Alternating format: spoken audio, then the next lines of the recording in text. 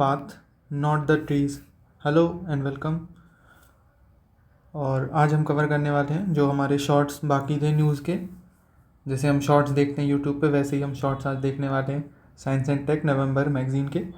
और इस लाइन का मतलब है कि नो मैटर क्या चल रहा है आपकी लाइफ में, जो आपकी मंजिल तक जाने का रास्ता है आप उसे देखो, उसके ऑब्स्टेकल्स को नहीं देखो।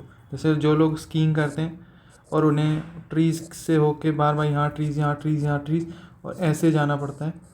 तो अगर सिर्फ ट्रीज़ देखेंगे कि हमें ट्रीज़ से नहीं लगना है, नहीं लगना है, नहीं लगना है, वो ट्रीज़ से जाके ही टकराएंगे। और अगर कोई इंसान सिर्फ पाथ देखेगा कि यहाँ से रास्ता है, यहाँ से रास्ता है, यहाँ से रास्ता है, वो निकल जाएगा, he will get through it. तो ऐसे ही हमें इस जर्नी में भी सिर्फ अपना पाथ देखना है, जो हमें करना है। रोज़ हमें उठना है, पढ़ाई करनी है और बाकी सब छोड़ देना है एनर्जीज़ पे, नेचर पर। अपने आप चीज़ें हो जाएंगी जो आपके लिए बनाई गई होंगी। So just keep on doing your job और हम सब साथ में ही यहाँ से निकलेंगे और कुछ ना कुछ अच्छा ही होगा। So on that note, without any further delay, चलिए स्टार्ट करते हैं। तो फर्स्ट आर्टिकल है 25 years of international space station. International space station के 25 साल पूरे हो चुके हैं। First of all, international space station कितनी कंट्रीज़ ने मिलकर बनाया था?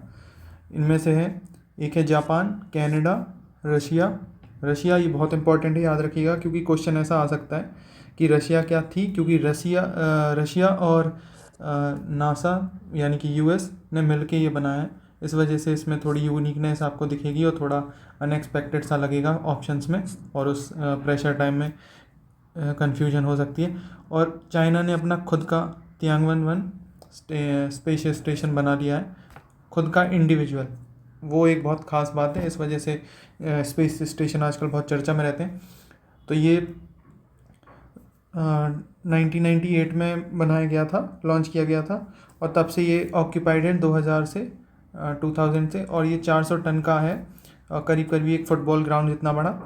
और इसे पीस बाय पीस ले जाके अरेंज किया गया था बाय 40 मिशन, यानी 40 मिशंस गए थे सिर्फ इसे बनाने के लिए। धीरे धीरे करके सामान भेजा गया था, उसके बाद जाके ये बना है। और ये अर्थ की ऑर्बिट कर लेता है अराउंड 90 मिनट्स में, यानी एक चक्कर 90 मिनट में लगा लेता है अर्थ का। जस्ट अ सेकेंड, यही इंपॉर्टेंट है कि यूएस और रशिया इसमें दोनों साथ में हैं, ये चीज़ याद रखिएगा। इंडिया का स्पेस स्टेशन के बारे में बात चल रही है, ये 2035 में बन जाएगा। करीब करीब ये 20 टन का होगा और एस्ट्रोनॉट्स को ये 15 से 20 दिन रखेगा आउटर स्पेस में।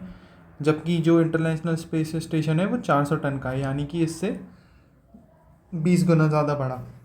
तो ये है इंटरनेशनल स्पेस स्टेशन के 25 ईयर्स के बारे में। और नेक्स्ट आर्टिकल है एटमॉस्फेरिक वेव एक्सपेरिमेंट। नासा ने ये एटमॉस्फेरिक वेव एक्सपेरिमेंट किया है to understand the outer space weather, कि स्पेस के मतलब हमारी अर्थ के बाहर का जो वेदर है वो कैसा है और किस चीज़ पर रिलाई करता है मोस्टली। और उसी के साथ इन्होंने अंडरस्टैंड किया है एटमॉस्फेरिक ग्रेविटेशनल वेव्स के बारे में। एटमॉस्फेरिक ग्रेविटेशनल वेव्स एक्चुअली क्या हैं? एटमॉस्फेरिक ग्रेविटेशनल वेव्स जो हैं वो मीज़ोपॉज में है। जैसे कि ये जो लेयर्स हैं, पहली है ट्रोपोस्फेयर, फिर स्ट्रेटोस्फेयर, फिर मीज़ोस्फेयर, जहाँ से मेटेओर्स कन्वर्ट हो जाते हैं, और फिर उसके बाद सैटेलाइट ट्रोपोस्फेयर में, एक्सोस्फेयर में। एक्सोस्फेयर बहुत कम जानी गई है, इसके बारे में ज़्यादा नॉलेज किसी को है नहीं। ये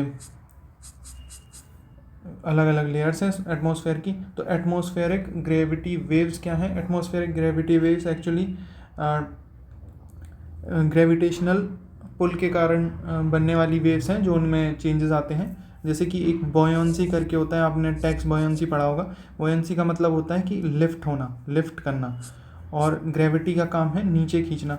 तो ये जो अपवर्ड और इनवर्ड मूवमेंट है, इसकी वजह से क्या डिफरेंसेस आते हैं एटमॉस्फेयर में, उसके बारे में एटमॉस्फेरिक ग्रेविटी वेव्स बताती हैं।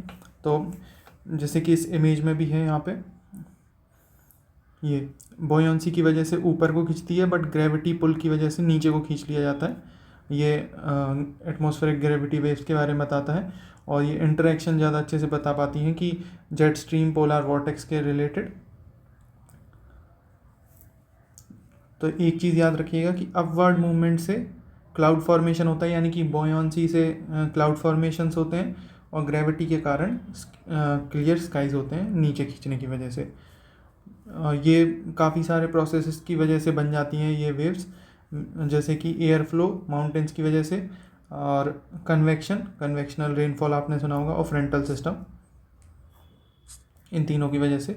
तो ये atmospheric gravity waves. Next article है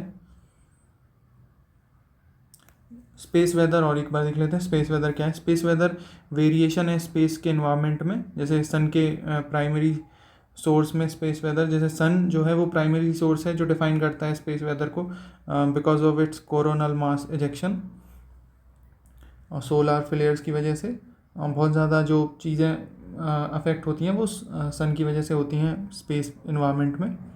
ये है स्पेस वेदर। अगला है x ray polarisation. X ray polarisation detect किया है इंडियन रिसर्चर्स ने एक ब्लैक होल की तरफ से जो मिल्की वे के बाहर से आ रहा था। पोलराइजेशन का मतलब क्या होता है कि जैसे मान के चलिए एक्सरे काफ़ी सारे डायरेक्शन से आ रही हैं, ऐसे आ रही हैं, ऐसे आ रही हैं, just because of something some magnetic object, वो पोलराइज होकर सिर्फ सारी आके एक जगह इकट्ठी हो जाती हैं और एक ही डायरेक्शन में फिर चलने लगते हैं। ये है polarisation, not just of X ray. Polarisation in general sense ही यही मतलब होता है कि एक जगह जाके इकट्ठे हो जाना। तो मैं इसमें बात कर रहे थे मैजेलेनिक क्लाउड्स के बारे में।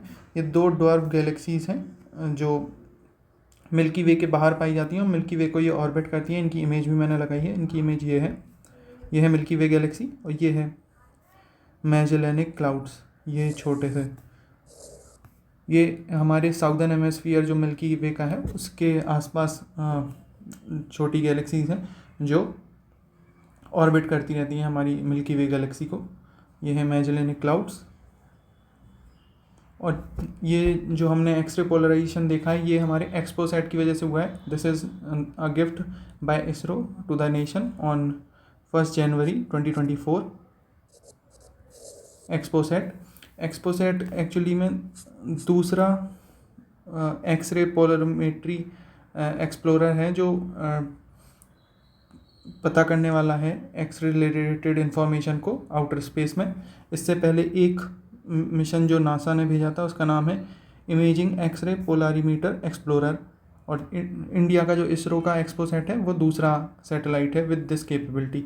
इसमें 2 पेलोड्स हैं, एक पॉलिक्स जो पोलारी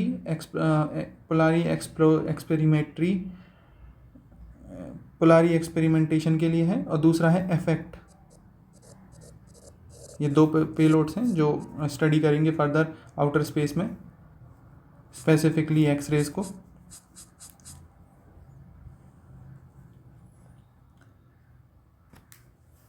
X-ray polarimetry, it is a unique observational technique to identify where radiations comes from near black hole. It is a unique observational technique, X-ray polarimetry। ये एक टेक्निक है जिसके थ्रू रेडिएशन जांचा जाता है ब्लैक होल के पास से आने वाला वो। नेक्स्ट आर्टिकल है प्लाज्मा वेव्स जो डिटेक्ट की गई हैं मरकरी में। प्लाज्मा क्या है? प्लाज्मा अगर आपने देखा हो कि मैटर के 3 स्टेट्स पहले बताते सबको, सॉलिड लिक्विड गैस, बट उसके बाद पता चला है एक है बोस आइंस्टीन कंडेंसेट, और ऊपर है प्लाज्मा सबसे ज़्यादा हाई टेम्परेचर पे एक स्टेट फॉर्मेशन है मैटर की, और बोस आइंस्टीन कंडेंसेट सब बहुत ज़्यादा कम लेवल पे, यानी कि बहुत ठंडे लेवल पे मैटर की स्टेट है। गैसियस और लिक्विड और सॉलिड तो पहले से पता थी, तो ये 5 स्टेट्स मानी जाती हैं। तो ये वेव्स डिटेक्ट की गई हैं। ये वेव्स एक्चुअली जो मोस्टली डिटेक्ट की जाती थी ये सब बड़े प्लैनेट से डिटेक्ट की जाती थी। एक साउंड टाइप की वेव्स हैं, विस्लिंग जैसी, सीटी जैसे बजने वाली, वो डिटेक्ट की गई हैं। बट ये मोस्टली उन प्लैनेट से डिटेक्ट की जाती हैं जिनका एटमॉस्फेयर काफ़ी थिक होता है। बट मरकरी का एटमॉस्फेयर सन के पास होने की वजह से बहुत ही कम है, बहुत ही थिन एटमॉस्फेयर है, इसलिए माना जाता था कि इसके पास इतनी अच्छी स्ट्रॉन्ग मैग्नेटिक फील्ड नहीं होगी और उससे ऐसी साउंड नहीं आएगी। बट ये फर्स्ट टाइम एक्सपेक्ट की गई है कि ये इससे ऐसी साउंड आ रही है और इसकी मैग्नेटिक फील्ड के बारे में ये बताती है। तो मरकरी के बारे में जान लेते हैं। सबसे स्मॉलेस्ट और इसके खुद का सबसे स्मॉलेस्ट टेरेस्ट्रियल प्लैनेट है। दो टाइप्स के प्लैनेट हैं, टेरेस्ट्रियल और जोवियन। मरकरी, वीनस, अर्थ, मार्स, फिर जुपिटर, सैटर्न, यूरेनस, नेपच्यून। तो मार्स तक तो टेरेस्ट्रियल है, फिर उसके बाद जोवियन प्लैनेट्स हैं। ये तो नॉर्मल है, आपको पता होगा। तो मरकरी के कोई भी मून नहीं है, कोई भी सैटेलाइट नहीं है इसकी, और ये वीनस के सबसे पास वाला प्लैनेट है। और इसके लिए 3 पास्ट में भेजे जा चुके हैं एक्सपेरिमेंट के लिए मिशंस। मरीनर 10, मैसेंजर 2004 में, ये दोनों नासा के हैं। और एक भेजा गया था मरकरी बेपी कोलंबो मिशन, इसे भेजा था जापान ने और यूरोपियन स्पेस एजेंसी ने। एक एक्सोप्लैनेट डिटेक्ट किया गया है जिसका नाम है वास्प 107b। ये नासा के जेम्स वेब टेलीस्कोप ने डिटेक्ट किया है। एक्सोप्लैनेट क्या है? एक्सोप्लैनेट वो हैं जो हमारे सोलर सिस्टम के बाहर जो प्लैनेट है उन्हें एक्सोप्लैनेट कहते हैं। इस एक्सोप्लैनेट का नाम एक और है जो कि कहलाता है ये फ्लफी प्लैनेट, क्योंकि इसकी डेंसिटी बहुत कम है, जबकि ये 30 गुना ज़्यादा बड़ा है अर्थ से इन साइज़। इससे हम अपना एवोल्यूशन पता लगा सकते हैं, काफ़ी सारी चीज़ें हैं, बट आपको याद रखना है कि वॉस्प 107b क्या है बस। SOFIA stratospheric observatory for infrared astronomy, ये इसने पता लगाया है एटॉमिक ऑक्सीजन का वीनस के एटमॉस्फेयर में। वीनस को अर्थ का ट्विन भी कहा जाता है और ये सेकंड प्लैनेट है सन के पास। और सोफिया जो है वर्ल्ड की सबसे बड़ी एयरबॉर्न एस्ट्रोनॉमिकल ऑब्जर्वेटरी है। नासा और जर्मनी ने मिलकर इसे बनाया है। ये स्ट्रेटोस्फेयर में रहती है, काम करती है, और ये इंफ्रारेड अर्थ के इंफ्रारेड यूनिवर्स को स्टडी करती है। स्ट्रेटोस्फेयर कहाँ पे? स्ट्रेटोस्फेयर सेकंड लेयर है जहाँ पे ओजोन होती है वहीं, क्योंकि ट्रोपोस्फेरिक ओजोन जो है वो अनहेल्दी होती है और काफ़ी डेंजरस है, इसलिए कहा जाता है कि ट्रोपोस्फेरिक ओजोन हमारे लिए अच्छी नहीं है, बट स्ट्रेटोस्फेरिक ओजोन की वजह से ही हमारा प्लैनेट अभी तक चल रहा है। लूसी मिशन, नासा ने लूसी मिशन में एस्टेरॉइड एक डिटेक्ट किया है जिसका नाम है दिंकनेश, और ये ट्रोजन्स एस्टेरॉइड्स को स्टडी करेगा। लूसी मिशन का काम ही ये था। तो ट्रोजन्स क्या है? स्मॉल बॉडी होती हैं, मैं बना के बता देता हूँ। जैसे ये सन है, ये ऑर्बिट करने वाला जुपिटर है, यहाँ पे छोटे छोटे फ्रेगमेंट्स में बॉडी रहेंगी, छोटे छोटे एस्टेरॉइड्स, वो जुपिटर के ऑर्बिट पे सन को ऑर्बिट करेंगे। जैसे जुपिटर ऑर्बिट करता है सन को, सन की ऑर्बिट पे, वैसे ही ये भी उन्हें ऑर्बिट करेंगे। एक्चुअली ये 2 जगह पे होते हैं, पास पास में, बीच में इनके जुपिटर रहता है। ऐसी इनकी इमेज थी, मैंने लास्ट लेक्चर में आपको लगाई होगी अगर आपने देखा है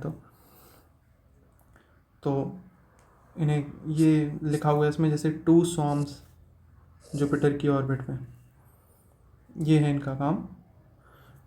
सब surface water ice mapping project, NASA ने फंड किया है सब surface ice water mapping project. ये मार्स के लिए है, मार्स में आइस को फाइंड करने के लिए, जिसकी वजह से आगे चल के काफ़ी ज़्यादा बेनिफिशियल रहेगा। तो इससे ड्रिंकिंग वाटर और रॉकेट फ्यूल के लिए काम आएगा ये आइस, इसलिए ये लोकेट करता है मार्स में कहाँ पर आइस है उस जगह पे। ये नासा की फंडेड स्वयं प्रोजेक्ट है।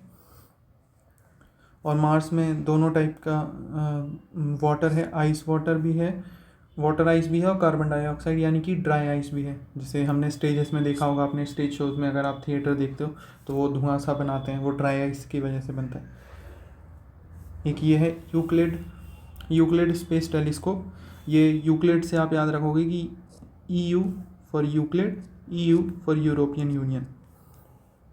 ये एक टेलीस्कोप है जो डार्क मैटर और डार्क एनर्जी को स्टडी करता है। तो डार्क एनर्जी और डार्क मैटर क्या है? डार्क मैटर एक्चुअली में वो मैटर है जो देखा नहीं जा सकता, क्योंकि ये ना तो लाइट एमिट करता है, ना एब्जॉर्ब करता है, ना रिफ्लेक्ट करता है, तो इसको पता नहीं लगा पाते आसानी से। और एक्चुअली में हमारी जो पूरा यूनिवर्स है 25% डार्क मैटर है और 70% डार्क एनर्जी। डार्क एनर्जी क्या है? जिसके बारे में पता ही नहीं है कि ये एनर्जी है क्या और कहाँ से ये आ रही है, और यही चीज़ है जिसकी वजह से हमारा यूनिवर्स एक्सपेंड हो रहा है, बट हमें ये नहीं पता कि ये है क्या। नेक्स्ट है एजेक्टा हैलो। एजेक्टा हैलो एक्चुअली क्या है कि जब मून पर हमारा विक्रम लैंडर लैंड कर रहा था, तो उसकी वजह से काफ़ी सारी डस्ट उड़ी, उसकी वजह से एक हेलो बन गया, जिसे कहने लगे एजेक्टा हेलो। और वो जो डस्ट थी वो 2.06 टन्स डस्ट थी जो उठी उसकी वजह से, जब वो होवर कर रहा था नीचे जाने के लिए, लैंड करने के लिए, तो उसकी वजह से ये हेलो बन गया, तो इसे एजेक्टा हेलो कहते हैं। और ये सारी लूनार लैंडिंग्स यानी कि जो मून पे लैंड हुई हैं सब में देखा जा चुका है। Astronomical society of India, aeronautical society of India, sorry, aeronautical society of India. Aeronautical society ये प्रिंसिपल सोसाइटी है जो एरोनॉटिक्स, एरोस्पेस और एविएशन पे के बारे में काम करती है, और इसे 75 साल हो चुके हैं, यानी 75 ईयर्स हो चुके हैं। तो ये इंटरेक्शन प्रोवाइड करती है प्रोफेशनल को with various facets of civil and military aviation, यानी कि सिविल एविएशन भी और मिलिट्री एविएशन के लिए भी। ये इनॉग्रेट की गई थी 1948 में by our former prime minister Shri Pandit Jawaharlal Nehru, और इसका all India council for technical educations के साथ एफिलिएशन है। प्राइवेट 5G क्या है? Private 5G actually private 5G network है जो स्पेसिफिकली फॉर सर्टेन ऑर्गेनाइजेशन के लिए काम करता है। जैसे अभी रिसेंटली भारतीय एयरटेल का मेमोरेंडम ऑफ अंडरस्टैंडिंग साइन हुआ है महिंद्रा एंड महिंद्रा के साथ for this private 5G network. तो ये एक्चुअली में सबसे इसकी खास बात क्या है कि ये क्लोज ग्रुप है, इसे कोई पब्लिक यूज़ नहीं कर सकती, ये सिर्फ सर्टेन ऑर्गेनाइजेशन जैसे ये ऑथराइज़ किया गया है वो यूज़ करेंगे। तो इससे आपको क्या लगता है कि अगर कोई क्लोज ग्रुप होगा और जो स्पेसिफिकली उसी बॉडी में काम करने वाले लोग हैं वो यूज़ करेंगे, it is just for the concern of privacy और ब्रीच और डाटा लीक ना हो, इसकी वजह से। तो ये इसकी एक खासियत है, क्योंकि इसे पब्लिक यूज़ नहीं करती है, सिर्फ सर्टेन लोग यूज़ करते हैं। कल के दिन कुछ इशू आता है तो वही लोग जिम्मेवार होंगे जो वहाँ पे काम करते हैं, अदरवाइज़ कोई और यूज़ भी नहीं कर सकता उसे। तो ये एक इसका काम है। इसकी फ्रिक्वेंसी बहुत हाई होती है और वेवलेंथ बहुत कम होती है। वेवलेंथ और फ्रिक्वेंसी मैं बता देता हूँ। यहाँ पे देखेंगे तो वेवलेंथ बड़ी है, पर यहाँ पे कम वेवलेंथ है और फ्रिक्वेंसी ज़्यादा है, बिल्कुल पास पास वेव्स होने, इन्हें कहते हैं फ्रिक्वेंसी, जो ये ऊपर नीचे हो रही हैं, और जो इन दोनों के बीच में जो डिस्टेंस है वो कहलाता है वेवलेंथ। और वेवलेंथ जितनी ज़्यादा होती है उतना ही स्लो नेट आता है, नेट यानी कि सिग्नल आते हैं, और फ्रिक्वेंसी जितनी हाई होती है उतनी ही तेज़ी से नेटवर्क्स आते हैं। स्पीड बहुत जल्दी अच्छी हो जाएगी। इसके बेनिफिट क्या है ये तो नॉर्मल है, आप खुद दिमाग लगा सकते हैं। कंट्रोल आपके पास रहेगा क्योंकि ये पूरी तरह से प्राइवेट है, आपका एंटरप्राइज ऑपरेट कर रहा है। डाटा सिक्योरिटी रहेगी, कंट्रोल लेटेंसी रहेगी, कस्टमाइज़ कर सकते हो आप अपने हिसाब से, तो बेसिक। अब ये है EV to grid charging. Central electricity authority ने स्टैंडर्डाइज़ किया है बैटरी को। आप समझ लीजिए कि ऐसा स्टैंडर्ड बनाने की कोशिश की जा रही है कि कई बार बैटरी से ग्रिड को भी चार्ज किया जा सके कभी कभार। जैसे आपने देखा होगा मोबाइल फ़ोन में रिवर्स चार्जिंग देखी है आपने? आजकल सारे मोबाइल काफ़ी जो अच्छे महंगे फ़ोन आ रहे हैं उन सब में रिवर्स चार्जिंग आ रही है कि कोई फ़ोन अगर वो दोनों फ़ोन वायरलेस चार्जिंग करते हैं एक्सेप्ट, तो एक के ऊपर एक रख के भी चार्ज हो जाता है और दोनों में टाइप सी केबल लगा देते हैं तो एक दूसरे से चार्ज हो जाते हैं। तो जस्ट लाइक दैट, अब बेसिक फंडा वही है, बाकी सारी बड़ी बड़ी बातें हैं तो वो तो आप खुद पढ़ के भी कर सकते हो। तो आप इसी से आइडिया लगा लो कि बैटरी से ग्रिड को चार्ज करने वाले हैं, जिससे हम पहले चार्ज करते थे। जैसे ग्रिड है तो ये बैटरी से ग्रिड चार्ज होने वाली यूनिट है। बाई डायरेक्शनल बनाने के लिए कि हमेशा सिर्फ यूनी डायरेक्शनल ला रहा है कि ग्रिड से ही बैटरी में जा रहा है, कभी बैटरी को भी ज़रूरत पड़ सकती है तो आप ग्रिड से ग्रिड को ज़रूरत पड़ सकती है तो ग्रिड से बैटरी से ग्रिड को दे सकते हो। It is confusing. नेक्स्ट है WHO's गॉन इनिशिएटिव हुआ है ओंकोसेरियासिस के लिए। ओंकोसेरियासिस क्या है एक्चुअली, ये एक डिजीज़ है जिसे रिवर ब्लाइंडनेस भी कहा जाता है। ये एक ब्लैक फ्लाई की वजह से होता है जो कि ब्रीड करती हैं रिवर्स के अंदर, जो काफ़ी तेज़ी से बह रही होती हैं। तो इसी वजह से इसे रिवर ब्लाइंडनेस कहते हैं। इसमें आँखें आपको दिखाता हूँ ऐसी हो जाती हैं, आँखों की पुतली पे एक लेयर आ जाती है।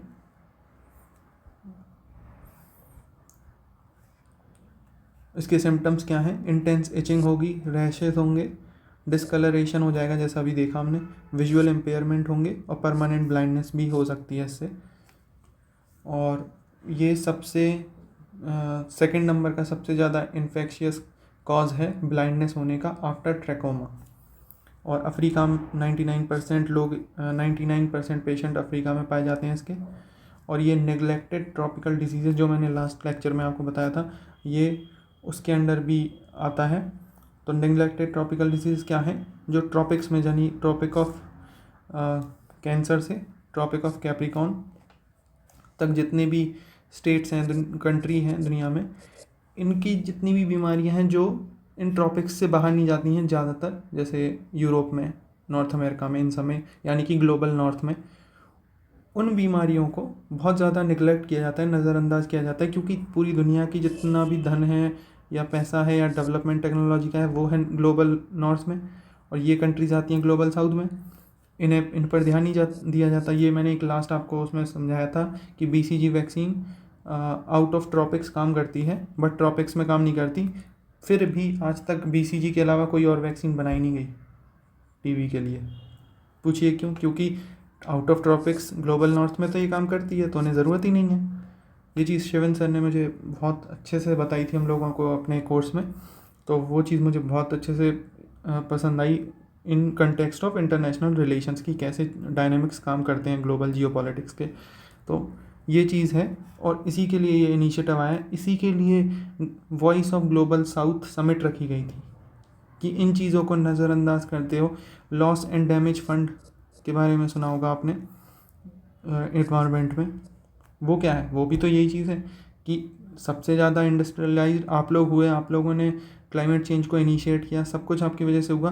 पर जिन कंट्रीज़ जो कोस्टल्स में, जैसे छोटी कंट्रीज़ मान के चलिए मैडागास्कर, इन जैसी कंट्रीज़, इन कंट्रीज़ की तो कोई गलती नहीं है, ना तो ये उतनी ज़्यादा डेवलप नहीं, ना इनका सबसे कम रोल है इनका क्लाइमेट चेंज करने में, बट सबसे ज़्यादा अफेक्ट यही होंगे और इनका जो डैमेज है वो अवॉइड किया ही नहीं जा सकता। तो उसके लिए आप इंसेंटिव दीजिए।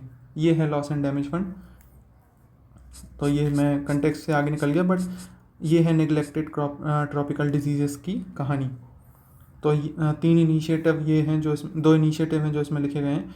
London declaration neglected tropical disease के लिए है, 30 जनवरी को वर्ल्ड निगलेक्टेड ट्रॉपिकल डेज मनाया जाता है, डिजीज़ डे मनाया जाता है। किगाली डिक्लेरेशन हुआ है इस पर, जिसमें इरेडिकेट करने की बातें हैं 2030 तक।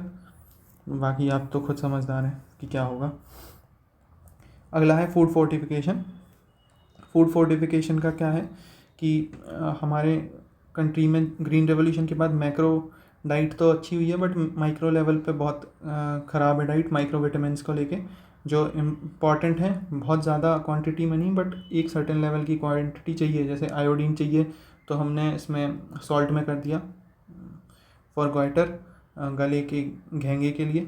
ऐसे ही काफ़ी सारी चीज़ों के लिए, अनियमिक हैं तो आयरन चाहिए, तो इसके लिए फूड फोर्टिफिकेशन किया जाता है। तो इसमें एक प्रोसेस होता है जिसमें एक्सट्रूजिशन चाहिए, एक्सट्रूडर की ज़रूरत पड़ती है, इसे एक्सट्रूजन कहते हैं, एक्सट्रूजन टेक्नोलॉजी। तो फोर्टिफिकेशन में क्या होता है कि राइस का एक फ्लोर बनाया जाता है, उसमें उसे एक्सट्रूजन में डाल के एक मिक्स डाला जाता है जिसमें सारे विटामिन्स और मिक्सचर्स, मिनरल्स का मिक्सचर होता है, उन सबको साथ में चलाया जाता है और वो एक्सट्रूडर में जाके फिर निकलते हैं कर्नल्स बन के। जैसे आपने लाई देखी है, लाई की तरह वैसे ही कर्नल्स बन के निकलते हैं। फिर उसके बाद उन कर्नल्स को, लाई को क्या कहते हैं, कुछ और भी कहते होंगे तो वो मुझे पता नहीं, हमारे यहाँ पे लाई कहते हैं। तो लाई को रेगुलर राइस के साथ डाला जाता है, फिर उसे ब्लेंड किया जाता है, वैसी लाई नहीं, बिल्कुल बड़ी नहीं, सेम साइज़ एक नॉर्मल चावल की तरह वैसे ही, और फिर उसे उन नॉर्मल चावलों के साथ ब्लेंड किया जाता है। इनका प्रोपोर्शन एक्चुअली 1:100 होता है, यानी कि 100 दाने नॉर्मल चावल के तो 1 दाना फोर्टिफाइड राइस का। क्योंकि हाइपर विटामिनियासिस करके एक डिजीज़ है, मतलब काफ़ी सारे विटामिन की ज़्यादा मात्रा भी अच्छी नहीं है, ये चीज़ भी इशू कर सकती है, इसलिए इनका एक स्पेसिफिक रेशियो बनाया गया है। तो इन दोनों को ब्लेंड करके फिर फोर्टिफाइड राइस बाहर आते हैं, जैसे ये लिखा हुआ है 1:100, 1:100 इनकी क्वांटिटी होती है। जिन चीज़ों में फोर्टिफिकेशन हो जाता है उसे F+ लोगो मिल जाता है बाय FSSAI, और इसे इनिशिएटिव में रखा गया है पायलट प्रोजेक्ट में सक्षम आंगनवाड़ी और पोषण 2.0। चलिए नेक्स्ट, अमाइलॉइडोसिस करके एक डिजीज़ के बारे में है। साइंटिस्ट ने पहली बार फैब्रिकेट किया है 2D प्रोटीन मोनोलेयर को, जो अमाइलॉइडोसिस को स्टडी करने के लिए हेल्प करेगी। अमाइलॉइड क्या है? अमाइलॉइड एक फाइब्रस, यानी आपने किसी के कई पैरों में देखा होगा, पैरों या हाथ में स्किन पर छोटे छोटे डॉट से हो जाते हैं काफ़ी सारे। उसकी फ़ोटोज़ काफ़ी डिस्टर्बिंग थी, इसलिए फिर मैंने वो ऐड नहीं की, बट आप देख सकते हो। तो वो स्किन पे काफ़ी सारे इश्यूज से हो जाते हैं, छोटे छोटे दाने जैसे आपने स्किन पे नॉर्मली, पर ये काफ़ी जगह पे हार्ट में, ब्रेन में, किडनीज़ में, स्प्लीन में मिलेगा आपको देखने। और इसकी जो सिम्टम्स हैं वो है टायर्डनेस, वेट लॉस और नम्बनेस, यानी कि इंसान को फटीग फील होगा। और ये प्रेवलेंट करता है एक इंसान में हज़ार लोगों में से एक इंसान में इसकी पाया तो ये कम लोगों में जाता है, इसलिए इसे रेयर डिजीज़ कहा जाता है, बट है ये डिजीज़ खराब। दूसरा है आयुर्वेद ज्ञान नैपुण्य इनिशिएटिव, अग्नि initiative, central council for research in Ayurveda sciences, ये आयुष मिनिस्ट्री के अंदर है। तो इसका अग्नि इनिशिएटिव का मतलब है साइंटिफिक वैलिडेशन मिलना आयुष प्रोग्राम्स को और प्रैक्टिसेस को। मेन इसका मुद्दा यही है। और national commission for Indian system of medicine statutory body है, और ये जो CCRAS है ये कोऑपरेट करेगा NCISM के साथ, national commission for Indian system of medicine. ये खुद एक एक्ट के तहत लाई गई है। और CCRAS एक एपेक्स रिसर्च ऑर्गेनाइजेशन है साइंटिफिक लाइंस पे आयुर्वेद के लिए।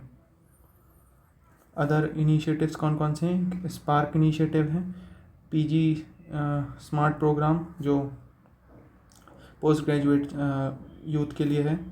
आयुर्वेद डे मनाया जाता है, सेंट्रली स्पॉन्सर्ड स्कीम है आयुष मिशन। अब बात करते हैं WHO की ग्लोबल TB रिपोर्ट के बारे में। TB दुनिया में 2nd नंबर पे डेथ का कॉज है 2022 में आफ्टर कोविड-19, और इंडिया में 27% ऑफ वर्ल्ड TB केसेस हैं। और इंडिया, इंडोनेशिया और फिलीपींस में 60% रिडक्शन हुआ है नए TB पेशेंट्स में एज़ कम्पेयर टू 2021 और 2020 टू 2021। और वर्ल्ड के लेवल पे नेट रिडक्शन पाया गया है 2015 से 2022 के बीच में 8.7%। और हमारे यहाँ पे इनिशिएटिव चल रहा है TB मुक्त भारत 2025 तक। तो ये है, ये TB किस वजह से होता है ये आप बताओगे, इसमें लिखा हुआ है actually mycobacterium tuberculi, BCG vaccine.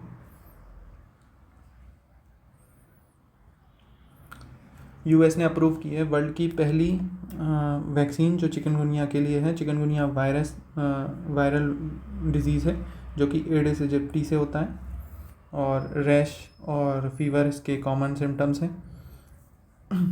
और प्रेग्नेंट मदर से चिल्ड्रन में जा सकते हैं। ये चीज़ याद रखिएगा कि ये प्रोजेनी में जा सकते हैं या नहीं, ये एक इम्पॉर्टेंट फैक्ट है, क्योंकि ये स्टेटमेंट में आ जाएगा तो हम घूम सकते हैं। लैंसेट ऑन्कोलॉजिस्ट मतलब कैंसर की डिजीज़ करने वाले, कैंसर डिजीज़ को स्टडी करने वाले या कैंसर को ट्रीट करने वाले ऑन्कोलॉजिस्ट कहलाते हैं। तो ऑन्कोलॉजी में लैंसेट ऑन्कोलॉजी रिवील की है सर्वावैक वैक्सीन, जो कि सीरम इंस्टीट्यूट ऑफ इंडिया के द्वारा बनाई गई थी। फर्स्ट इंडिजीनियस क्वाड्रीवैलेंट वैक्सीन है ह्यूमन पैपिलोमा वायरस के लिए, जो कि सर्विक्स यानी फीमेल सेक्स ऑर्गन सर्विक्स में होता है, और ये सेकंड मोस्ट कॉमन कैंसर है इन women in India.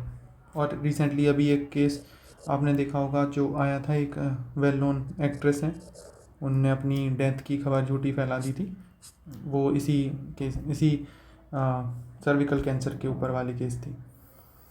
E prime layer, एक नई लेयर फाइंड की गई है, ये आउटर कोर में फाइंड की गई है, और ये किस वजह से बनी है? ये बनी है सरफेस वाटर के पेनिट्रेट होने की वजह से इनटू द प्लैनेट, और ये नीचे जा जाके एक यहाँ पे जैसे आउटर कोर है, यहाँ पे एक नई लेयर बन गई है, ये उसके बारे में है, इसे कहेंगे E prime layer, outer most part of earth core.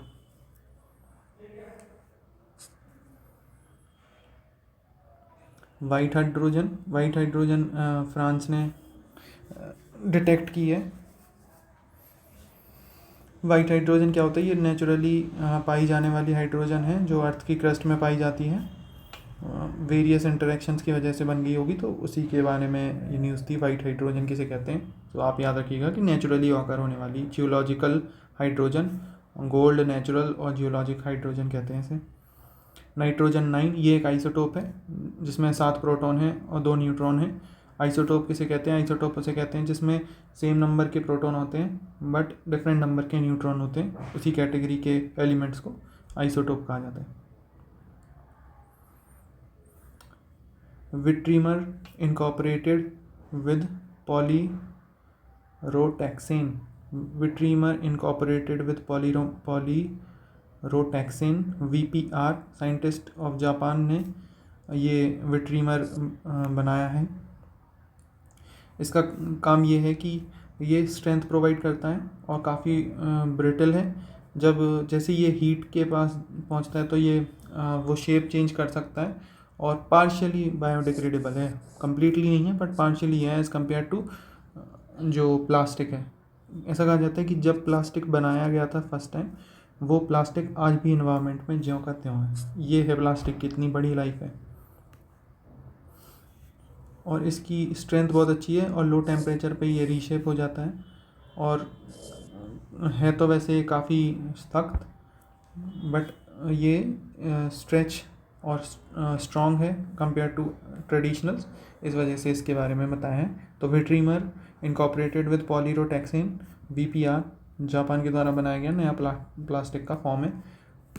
तो ये हुई आपकी कंप्लीट नवंबर मैगज़ीन। तो आई होप कि ये सेशंस हेल्पफुल हो रहे होंगे, और कुछ भी अगर इशू आ रहा है या कोई चीज़ समझ में नहीं आ रही तो प्लीज़ मुझे बता देना, और मैसेज कर सकते हो आप कमेंट्स में, तो I will try to give my reply as soon as possible. और ऐसे ही अगली भी आएगी, और मैं जल्दी अपने एग्ज़ाम से फ्री होने वाला हूँ, तो उसके बाद रेगुलर आ पाएंगे लेक्चर्स। तब तक के लिए अपना ध्यान रखें and keep working hard. I will see you in the next one. Thank you so much.